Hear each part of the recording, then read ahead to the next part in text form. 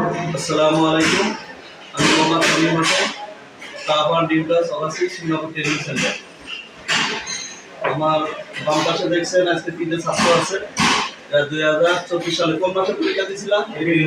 April মাসে পরীক্ষা দিয়ে ওরা পাস করে ওদের সাথে আমাদের কমিটমেন্ট ছিল যে 5 রিলিজ দিয়ে দেবে, তাই তো?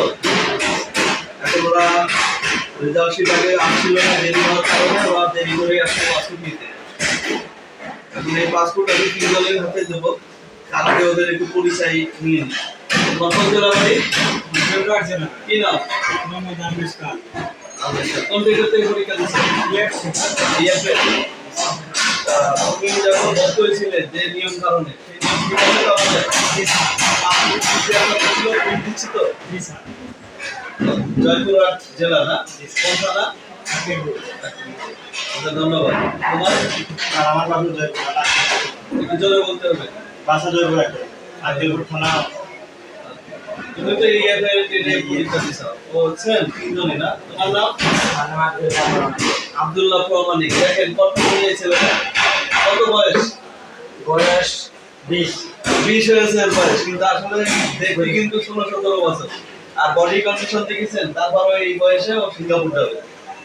আসলে মানুষ ইচ্ছা শক্তি থাকতে হবে। এর এই বডি দিয়ে ও একটা হার্ট করেছে, অ্যামোনিয়াম ফর্মা। আর টেট জগতে ওইটাও একটা হার্ট টেট। যতগুলো টেট আছে ওইটাও অনেক কষ্টের একটা টেট, ভারী, প্রতিটা ভারী। আমি আমাদের সেন্টার বিষয়ে কি কোনো কথা আছে? সুবিধা অসুবিধে খোলা মনে বলতে হবে, তোমাদের কোনো সমস্যা নেই। আমাদের সেন্টার নিয়ে কোনো অভিযোগ আছে তোমাদের? না বলছেন এই সেন্টারের ম্যানেজমেন্ট, এমডি,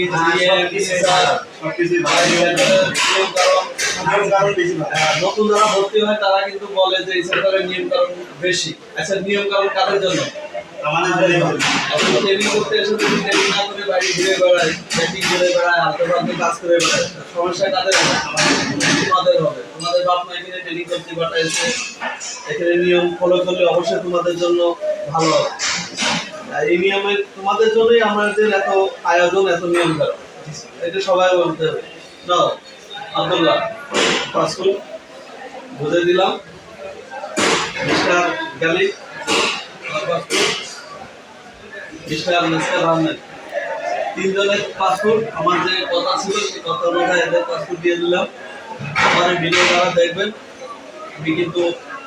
আমি নিজের পেজও শো করি, এবং যারা আমার সেন্টারে আছে তাদের সাথে যে নিয়ম কারণের ভিতরে আমার কথা ছিল সেই নিয়ম অনুযায়ী আমরা চেষ্টা করি দেওয়া। এবং টাইম এবং কত টাকা খরচ, এই দুটো আমরা বর্তমান আসলে ডিফিকাল্ট বলা।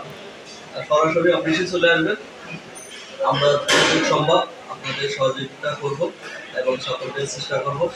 নিয়মের ভিতরে থাকবে আমাদের যে কমিটমেন্ট বা রিকোয়ারমেন্ট থাকবে এগুলো। সবাইকে ধন্যবাদ।